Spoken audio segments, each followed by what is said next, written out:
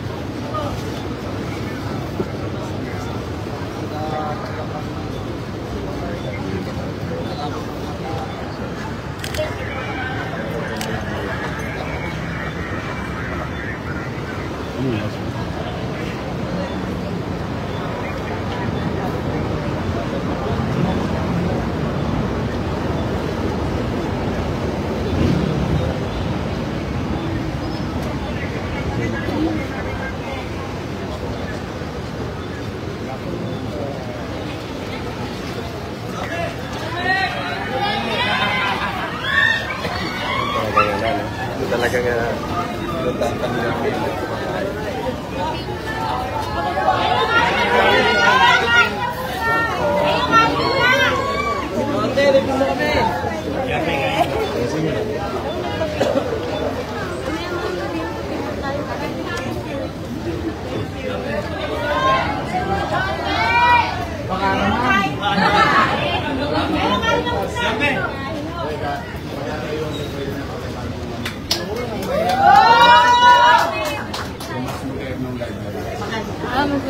Para bagay sa San Lazaro Residence. Sige, ingat kayo. Kami ingat.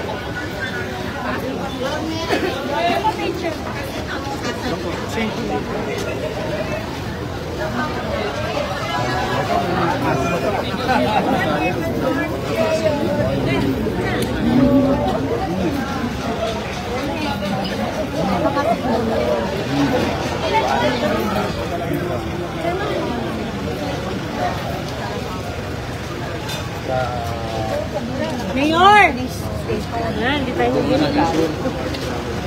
Oo, kami. Mapansigas inyo. Nakainom na iso.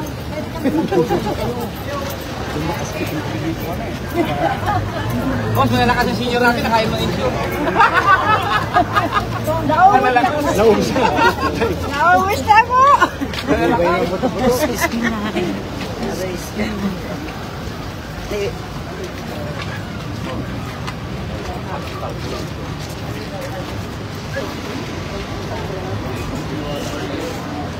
Ako pa to ah. Kasi hindi naman ginagamit ng barangay ko. Tumari lang barangay ko. Pero sa totoo, tingnan mo. Hindi naman lang ginagamit eh. Gawa ng bodega. Gawa ng bodega. Pati ba wala.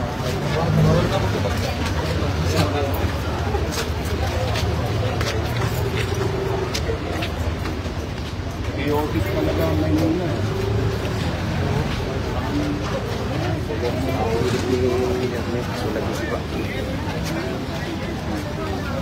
Lahat ko na pagod. Thank you po. So, Andres, ano ka na? Dinner! Hindi ako nagagawa yun.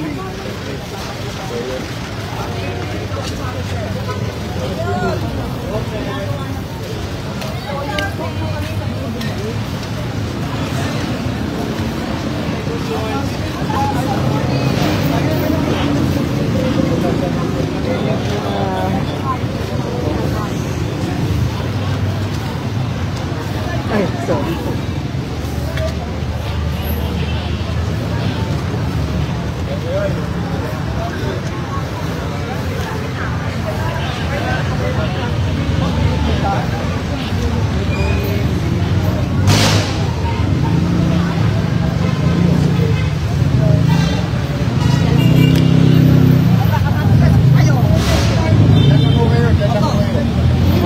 Huwag nalalapit, huwag nalalapit. Madulas, madulas. Baka maligyasin po kayo, madudulas. Yun lang siya, dyan lang naman siya.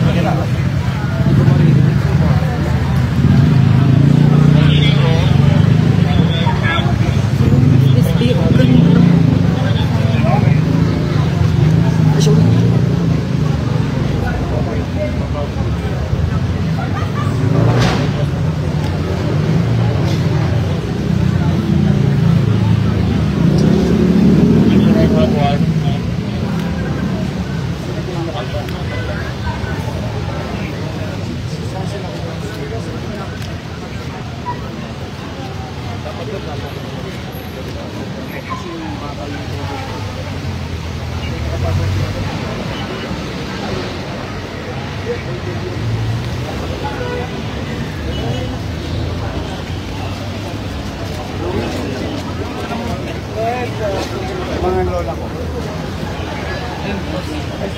Anong gagawin daw sa inyo? Mayor!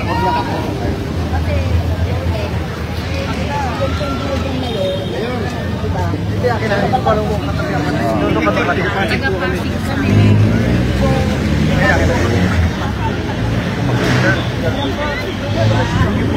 mag-ingat ka. Tanong ko muna.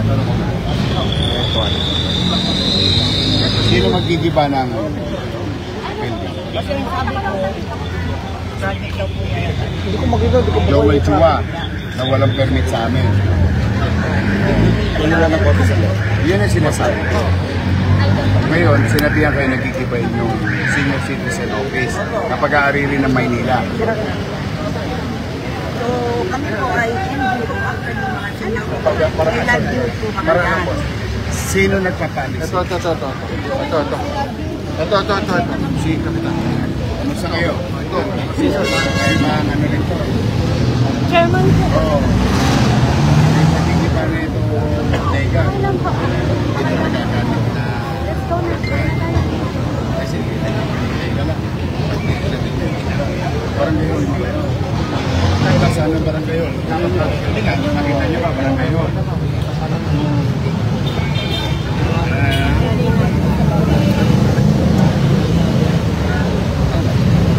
Bakit kayo aalisin dito? Sino po may sabi? Gobyerno ba yung kontraktor? Okay. Sino ang gobyerno? Hindi ako. Maynila. Katulad yung sinasabi nila. Unang-una walang permiso sa amin ako. Sabihin nyo kay Congressman Chua. Saan ang permiso nito? Unang-una, property ng Maynila yan. Nasaan yung property namin? Yung mga bakal. Ang laki na rin yan.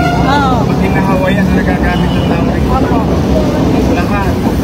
Ginamit ko pa yan yung pandemic eh. Diyan ko nilagay yung mga punubi sa kalye. Opo, Sa buong buwan ng pandemic.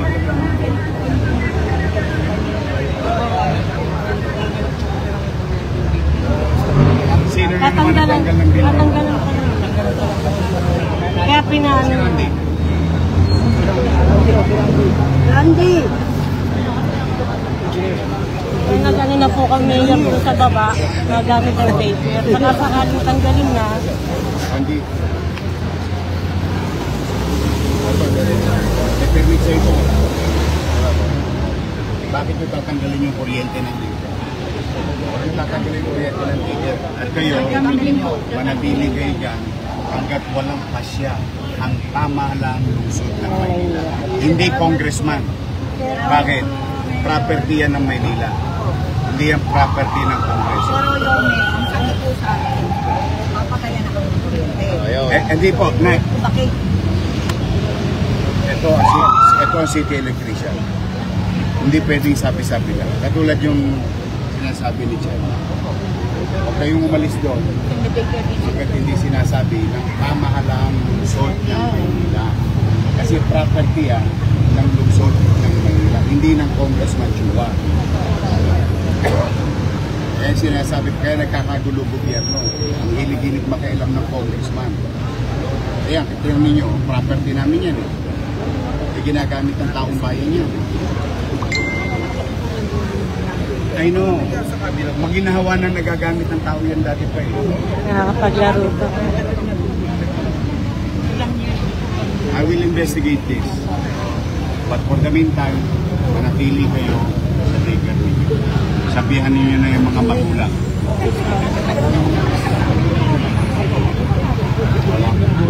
Ulitin ko po. Namin mga pagpapaano sa inyo dyan. Tama lang. Pero lang po simple. Chairman. Wala nang iba.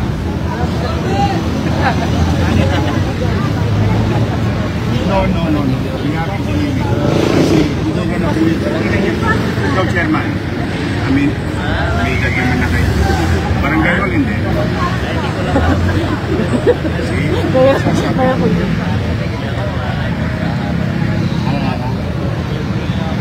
Kasi kailangan namin clear. Kasi tatayuan ko kayo ng malaking library. Bulok-bulok na kasi yun. Opo, di pa kami tao. Kaya gusto ko maging library siya ulit. Salamat Pero mas po. malaking library.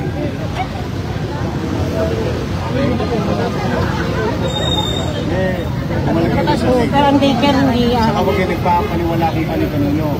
Ang kailangan kausap ninyo, pamahalaan. Biglang papasok ang kontraktor. Hanapan niyo ang chairman kayo. Hanapan mo nag-permit sa City Hall.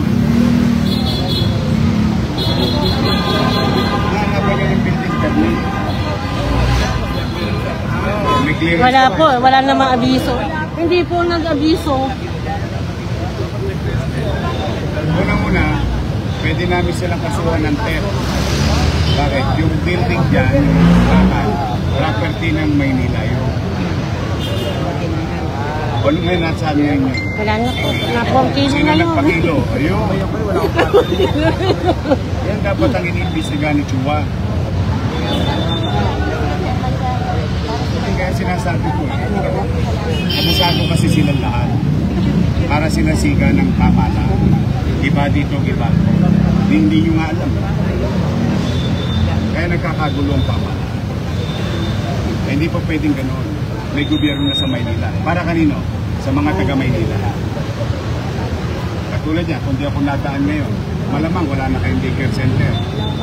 Tama ba? Opo. Saan nyo ilalagay yung mga bata? Yung nga po yung Pero may poder at may-ari, gobyerno ng, Maynila. kasi nagpapalit sa inyo, congressman at saka kontraktor. Para pa naging-gobyerno pa kayo. Pag pinalis namin kayo, may dahilan. Tama, may kakailangan. Katulad yan, sinasabi ko sa inyo. Hindi naman nagagamit, aalisin. Sino may sabi? Tama lang. Ino-notify na siya. Pagpoposisyon ko. Bibigyan ka lang. Makagaya kayo. Pero yun naman dito, sa inyo pa rin. Kasi meron pa ako sa San Lazaro Residence para sa inyo. Meron pa ako dyan. Buti nga hindi na ipamigay yan. Buti malamang puro staff ng congressman na naman yan. Saan ka nakakita? Pati deadshot ng congressman. Sa Onay.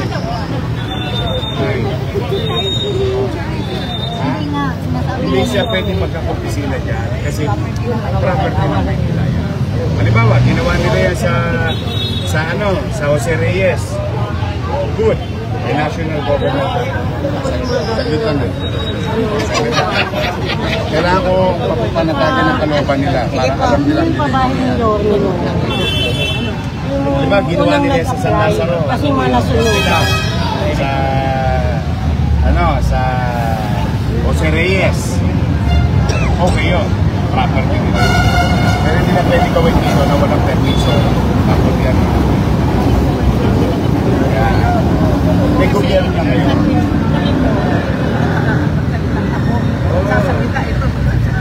Yan ang dahilan ko kung bakit ako mismo umapapasa. Kaya inabangan nga namin kayo. Dapat pa muna kayo. Alam mo, nag-apply noon. Yung pinag-apply na. Okay? Regarding po sa niya sa resident. Tama na. May nag-view project kami. Nandiyan. Wala kayo sweldo pero Tumutulong. wala ano sir. Ngayon, tapos palalayasin pa rin ang wala. Hindi ayuda eh. It's more on saan kami. Alis ba siya? Alis ba kayo? Hindi. Ano po kami? NGO sa Narcotic.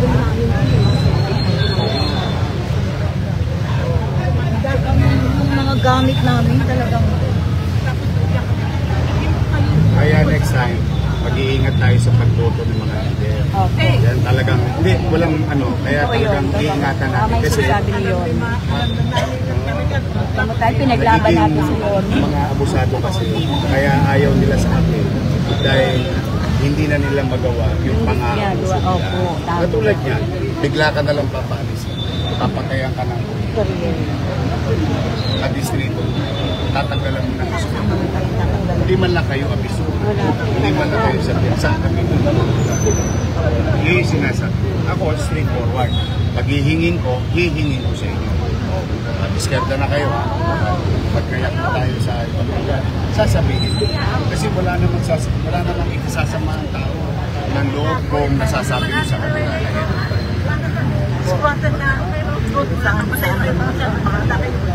Siga eh. Quadcom. Yorme, one na lang. Regarding sa Lazaro resident, yung application report, wala na sa Back to 0-0 daw Kasi po. ang balak nila dyan, pamigay sa mga leader nila. Kung ano yan, nanay, nakinig kasi. Yung dokumento nyo, itinapon sa isang kwarto sa San Sebastian Residence. Natagpuan na namin eh. Ngayon, iniimbestigahan at marami na ang sumuko dahil alam nila makakasuhan sila doon sa mga awardee kasi they violated the housing, the in-city vertical housing. At pag makikita mo, ang mga pangalan, pero congressman, District 2, District 3,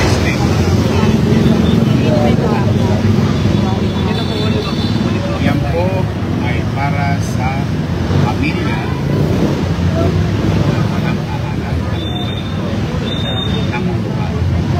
Yun ang maaaring stop nila, okay naman. Pero qualified, that's another story. Hindi po, yung application nyo nandoon na, irarapol po. Ang raffle po, naalala nyo yung ginawa ko dati, nilagay ko sa tambyo. Kasi ahayaan ko ng Diyos na fair po talaga yun. nakalive, nakaraffle, diba? Nasa tambyo. Yun yung proseso. Basta I will do my best. Para makita ninyo ang katotohanan ng pamahalang ito, magtatayo pa ako ng isang tower sa Pinon Dominion. Kasi yung isang squatter naman doon, sila naman ang gusto kong ilipan. Naghahanap, pera lang ang problema ko, pangarap marami ako. Bobo ang pangarap. Pangarap lang ang pera. Sa Joksa. Wala pa naman nagpapalis sa inyo. Wala naman nagpapalis sa inyo. Pero halimbawa, naging awardee kayo, anong gagawin nyo sa squatter nyong bahay? Lilipat na lang po sa ano. Mga anak pa po. Patay, o di squatter pa rin. Another unit. Yun ang maling mindset. Kung maayos naman po, okay lang po maalis kami kasi matagal na lang po namin. tinuturukan pala ako ng wet sa wet. Sana yung injection sa wet pack sa San Lazaro. Nandiyan dyan na kayo. Opo, opo, opo. Kasi kita nyo dyan yung ano, yung fire department. Yung bumbero. Pero kung ganyan naman po yung... Thank you po. Bibigyan kita ng lugar. Pero for the meantime, hindi kayo hindi ka paupot mo na ng kuryente. Sabihin mo sa mga magulang kayo manatili kayo, mag-aral lang ng bata. Kung manatag kayo, nakausap yun ang pamahalaan. Okay? Thank you po. Thank you po. Nakausap ko siya.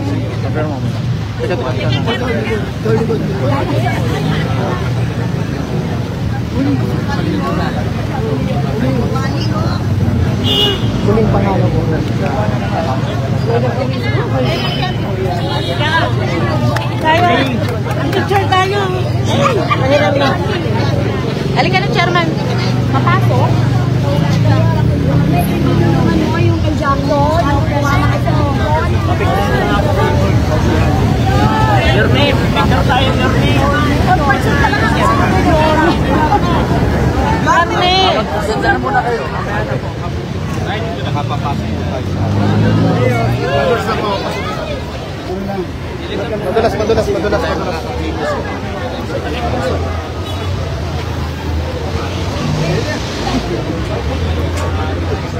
meters distance. 3 meters distance. 3 meters distance. 3 meters distance. Luggage lang.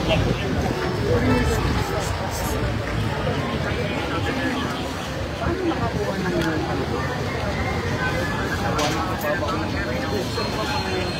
3 meters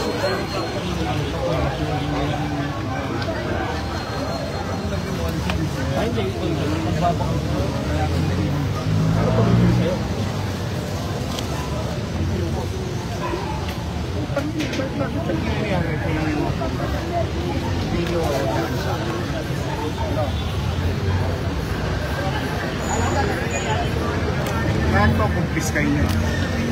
Walang permisi at property policy.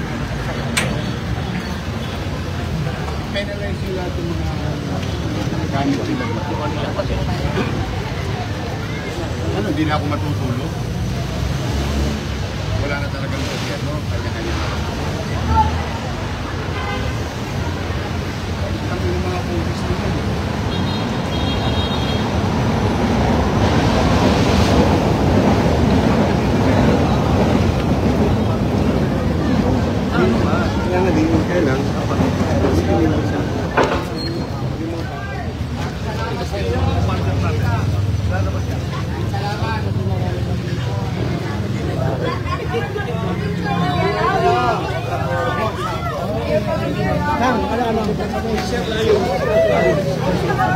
Bakit ako?